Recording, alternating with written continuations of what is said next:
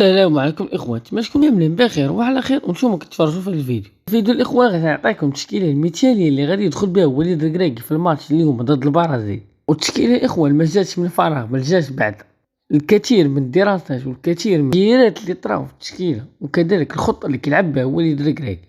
المهم بلا ما نطول لكم الإخوان وندخلوا لك التفاصيل.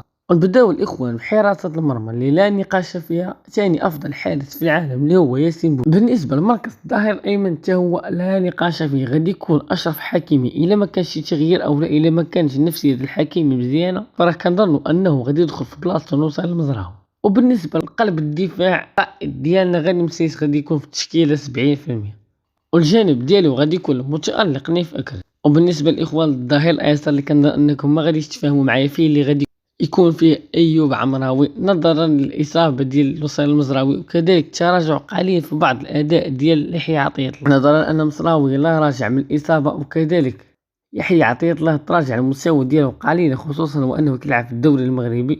وأيوب عمراوي لاعب زوين بزاف كيمتاز بالسرعة العالية وقوة. وخط الوسط الإخوان الارتكاز المقاتل ديالنا والمحارب أمرابط غادي يكون في التشكيلة 100%.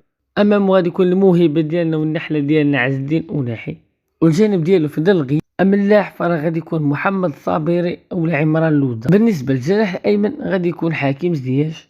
الجناح الأيسر غادي نشوف المتألق حديثا أنس الزروري اللي صراحة كيقدم أداءات مزيانة مع فريق ديالو بيرني في الدوري الشامبيونشيب، اولا غادي يعوضوا بعبد الصمد الزازو. المهم هذا هو البوست اللي فيه صراعات بزاف عندنا في المنتخب الوطني المغربي. وراس حربة المقاتل ديالنا والقناص ديالنا يوسف النصيري حتى هو غادي يكون في التشكيله 100%، الا لما كان شويه كراكي باغي يدير شي تغيير يقدر يدخل في بلاصتو الحمد لله. هذه التشكيله الاخوان، نتمنى يفوز المنتخب الوطني المغربي على المنتخب البرازيلي. نشوف فيديو جاي ان شاء الله، في امان الله.